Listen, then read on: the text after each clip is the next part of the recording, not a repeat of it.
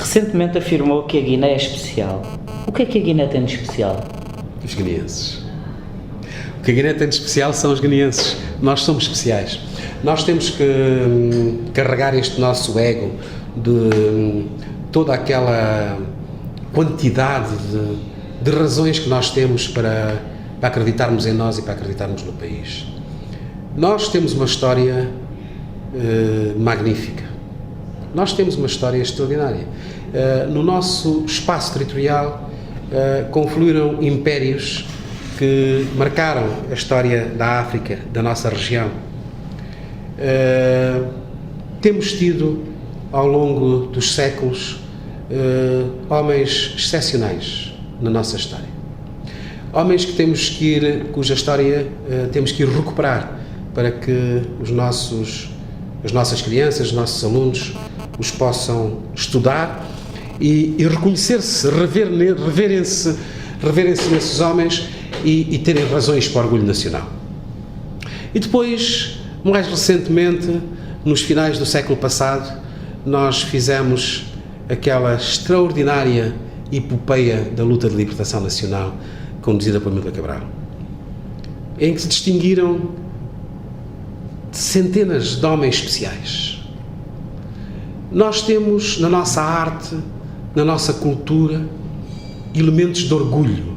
Eu, por exemplo, constato agora que na África Central, por todos aqueles países, do Gabão, aos Camarões, Guiné Equatorial, Centro-Africana, estão a dançar muitas músicas dos nossos artistas, do Rui Sangara, do Pátio de Rima, sem saberem que são artistas da Guiné-Bissau. E quando nós dizemos, mas isto são músicas da Guiné-Bissau, eles ficam pasmados, porque levam muito essas músicas de Espanha e de França para lá. Portanto, nós somos um povo grande, somos um povo com uma criatividade extraordinária. Temos uma diversidade cultural imensa. Temos intelectuais de craveira extraordinária para este mundo fora. Temos guineenses que, apesar da pequenez do nosso país, quase atingiram o topo das instituições internacionais para onde estiveram. Estamos a falar das grandes instituições, estamos a falar deste mundo imenso onde nos conseguimos distinguir em tantos lugares. Portanto, nós temos razões para acreditar em nós e temos razões para acreditar que há algo que nos distingue, que é a alma guineense. Esta nossa alma, aquilo que nós temos que restaurar cada vez mais e temos que nos apropriar cada vez mais dela porque ela é nossa, é o motivo de orgulho do guineense. Apesar de todos os fenómenos nefastos, o país está associado hoje à imagem do narcotráfico, das coisas más, dos golpes e contragolpes, do desmando, da má governação. Mas apesar disso, isso é uma parte pequena da nossa sociedade, que infelizmente é o que nos marca fora. Mas a grande massa dos guineenses é aquela massa da qual nós nos orgulhamos, porque é um país de gente boa, é um país de homens e mulheres, de homens bons, de gente boa. Está a dizer, portanto, que falta valorizar os guineenses? Falta os guineenses acreditarem em si mesmos, voltarem a acreditar. Falta os guineenses retomarem o caminho do sonho. Como eu digo na minha primeira mensagem aos guineenses, eu quero ver outra vez os guineenses a sonhar. Quero contribuir para que os guineenses voltem a sonhar.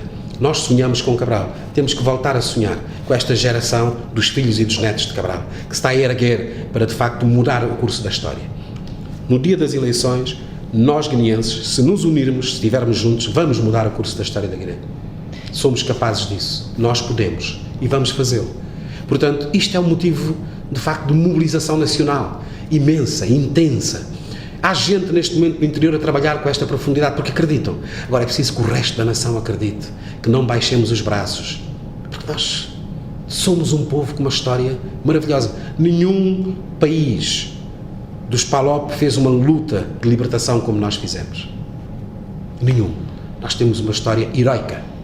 E nenhum dos países dos PALOP se espalhou numa luta solidária como nós nos espalhamos pelos outros países a ajudar a consolidação dos respectivos exércitos, a ajudar em batalhas, a ajudar a formar exércitos nacionais, inclusive. Portanto, nós temos razões para sermos orgulhosos e acreditarmos em nós. E é isto, por isso é que eu digo que nós somos especiais. E temos que acreditar. Esta geração dos filhos e dos netos de Cabral, como digo, é a geração mais qualificada que o país alguma vez teve. É uma geração que tem todos os instrumentos para mudar a Guiné. Falta apenas a crença de todos e a determinação de todos. Se todos nos juntarmos nesta determinação, venceremos a pobreza, venceremos a má imagem externa do país e faremos da Guiné outra vez um país que brilha no mundo. A Guiné não é, portanto, comandada por filhos da Guiné? Infelizmente, a Guiné-Bissau tem uma dependência externa total, como se verifica por este embargo internacional que faz com que as condições de vida se tenham degradado absolutamente. E isto é uma pena num país que fez a luta que nós fizemos, que tem os recursos humanos que nós temos, que não explorou, não aproveitou os seus recursos naturais como devia ter feito. Um país de gente boa. E por conseguinte nós hoje dependemos quer da comunidade internacional que nos faz doações, que nos oferece isto, vivemos numa política de mão estendida à caridade internacional e criou-se agora também uma outra dependência em relação aos senhores da Colômbia, da Venezuela e todos aqueles países de narcotraficantes que transformaram a Guiné-Bissau numa placa giratória, ficando a Guiné-Bissau com o ónus de ter o nome do país do narcotráfico. E nós vamos acabar com isso, como é óbvio, nós temos essa convicção absoluta. Os guineenses vão encontrar no seu chão, no ouro que está debaixo do nosso chão, nas pedras preciosas, na ilmenite, no zircão, no petróleo que está nos bejagós, vamos encontrar a nossa riqueza. E vamos transformar essa riqueza em benefício de todos. E, portanto, tudo o resto será banido da Guiné-Bissau, porque nós não merecemos conviver com o nome que nos dão hoje no mundo. Pretende juntar as etnias?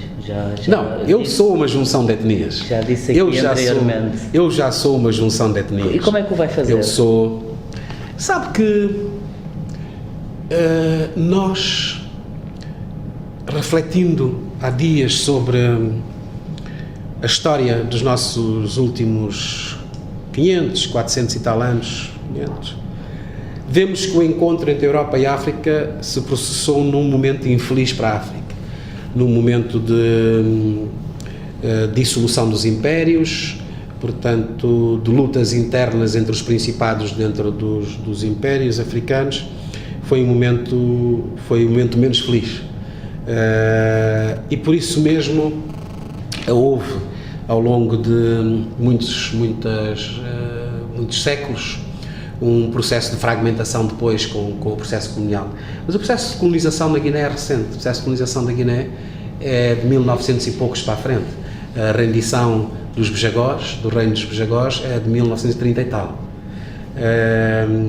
Portanto, é um processo relativamente recente. Todavia, nós conseguimos nesta Babel negra que é a Guiné, com uma imensidão de etnias, conseguimos sempre conviver sem nunca, ao longo da nossa história, ter existido um incidente de conflito, de guerra étnica entre duas etnias, à exceção das guerras de Cansalá, já no século anterior, portanto, a este em que nós vivemos e transitamos para este século XXI. Mas isso é no quadro da dissolução dos impérios, do final da dissolução dos impérios e também da afirmação do poder colonial. De resto, nós não temos uma história de conflitos étnicos. E isto até 2000. Depois de alguma fragmentação que vem na sequência da Guerra Civil de 7 de Junho, que não tem uma razão étnica, começa-se a assistir a todo este processo de etnicização da vida política e de outras instituições do Estado da Guiné-Bissau. Isto é um fenómeno novo. E é um fenómeno que nós só poderemos combater por via da integração. Nós temos que proceder, nós temos que conseguir juntar os guineenses, como Cabral fez, saber o que cada um quer e fazer com que a soma da nossa decisão seja a média daquilo que é a vontade de todos nós. E isso consegue-se, já se conseguiu no passado. A Guiné juntou-se toda para combater pela independência, sem olhar etnias. E é possível nós fazermos. O que existe hoje na nossa sociedade são pessoas com interesses particulares, interesses pessoais, e que utilizam o tribalismo para poderem resolver os seus interesses pessoais, que são normalmente de natureza económica. Ou seja, buscam para elas mesmas, buscam para os seus familiares, buscam para as suas contas bancárias, buscam para os seus bolsos. mesmo fazendo perigar o país por quebrarem este princípio sacrossanto da unidade nacional. Portanto, promover a unidade nacional é promover o diálogo, é promover a integração de todos, é promover a partilha daquilo que há. Se nós temos 1 quilo de arroz e somos 10, não deve servir só para 3 ou 4. Se servir para 10, estamos a promover a unidade. Se servir só para 3 ou 4, estamos a promover a divisão. E assim em tudo. A Guiné deve saber partilhar. Os guineenses devem saber partilhar. E o que eu pretendo como Presidente da República é ser exatamente esse fator de coesão nacional. Aquele que dialoga com todos, que promove equilíbrios entre todos e que faz com que todas as etnias se façam representar e estejam representadas. Eu promovi um texto ainda hoje, onde falo exatamente dessa situação. E digo que a dimensão étnica foi sempre utilizada para dividir. E eu acredito que aquilo que nos une é mais importante do que aquilo que nos separa. E para isso eu cito Amílcar Cabral enfim, nas palestras que deram lugar ao livro Unidade e Luta, onde Cabral, o pai da nação, dizia: mas na realidade da nossa terra, e ontem falamos nisso, há a questão das tribos, de grupos étnicos ou de raças. Isto é uma fraqueza grande, porque mesmo nesta sala pode haver gente que ainda é capaz de pensar: eu sou papel, eu sou mancanho, e o mancanho não fala com o seu companheiro, eu sou mandinga. Isto é uma fraqueza grande, camaradas, grande fraqueza da nossa luta. E seria muito mau se de facto isso avançar, se de facto nós não formos capazes de eliminar tudo isto no caminho da luta. Isto dizia Amílcar Cabral. E de facto o que é preciso hoje é um presidente que seja um presidente de todos. Amílcar Cabral teceu uma visão, uma estratégia e uma vontade, e fez com que os guineenses comungassem essa vontade. E desse sonho de Cabral resultou uma liberdade que não libertou apenas alguns. Essa liberdade, essa independência, soltou fulas e mandingas, balantas e biafadas, pepeios e fulupes, palhadincas e mancanhos, manjacos, serreres, brames e outros. E todos. Este ideal foi para todos. E é com todos que eu, Hélder Vaz, acredito que podemos construir a Guiné. Sem deixar ninguém de fora, sem dividir irmãos com irmãos, sem separar todos os filhos deste belo país que tem todo o direito de se encontrar na sua felicidade. É este o meu projeto de unidade nacional. Portanto, eu sou o candidato de todos os guineenses, sou o candidato dos fulas e dos mandingas, sou o candidato dos balantas, candidato dos biafadas, sou o candidato dos pepeios e de olás, dos fulupes, dos manjacos, dos mancanhos, dos brames, sou o candidato de todas as etnias da Guiné, dos bijagós, de todos, dos palhadincas, porque acredito que esta é a nossa vantagem, é a vantagem de somar e da soma das virtudes de um povo tão diverso quanto o nosso e integrado, que tem que se reconciliar com a sua história e com o seu sonho, os seus sonhos em geral, não é? Esta é a nossa viagem, é isto que eu desafio os guineenses a fazer na pré-campanha e na campanha, viajarmos juntos para reconstruirmos a unidade, para refazermos este grande sonho, não é? Porque cabemos todos neste mesmo barco e todos temos consciência que se não aprendermos a viver em conjunto neste barco, o barco vai se afundar. Não temos outro caminho que não seja o caminho da unidade. É também nesse equilíbrio étnico que pensa sustentar o crescimento da economia e até trazer mais desenvolvimento à Guiné-Bissau. A economia só cresce num quadro de estabilidade e sem o equilíbrio étnico não há estabilidade. Sem o contentamento de todas as etnias, sem que todas se sintam representadas. Há etnias que se revoltaram porque entenderam que não eram representadas no Estado, que tinham dado muito pela independência, mas que não eram suficientemente representadas nos órgãos do poder.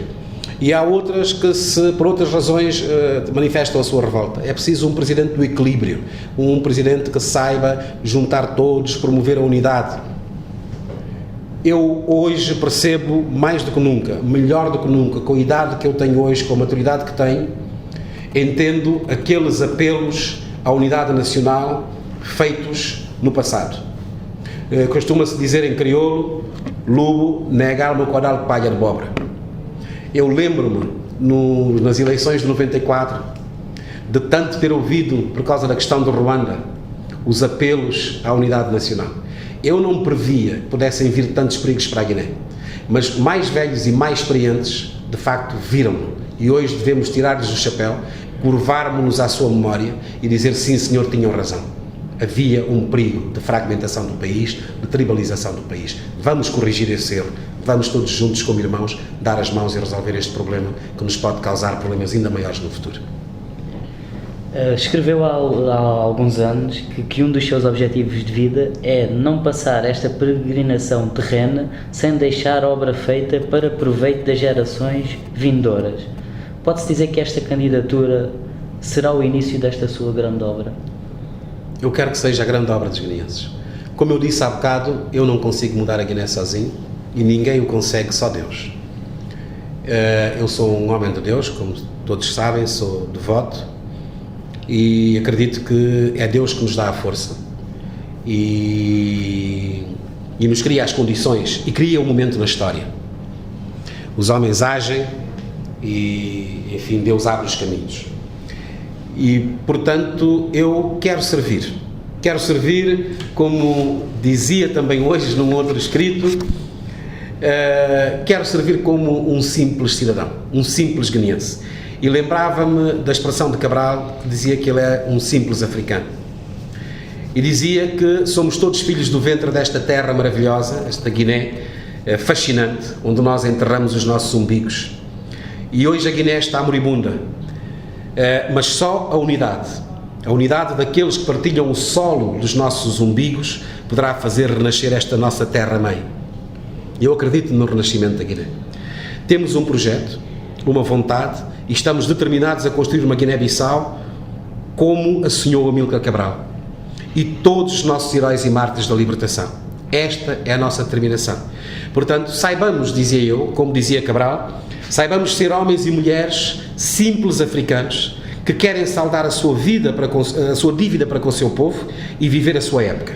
Porque esta é a nossa época, este é o tempo da nossa história.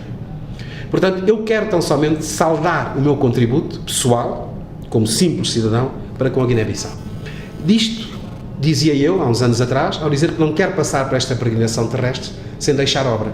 Porque todos nós que temos o privilégio de conviver num espaço com outros, de termos nascido nesse espaço, também temos a obrigação de dar, em troca daquilo que nós recebemos. E eu recebi a honra de nascer guineense e tenho que dar à Guiné tudo o que eu possa.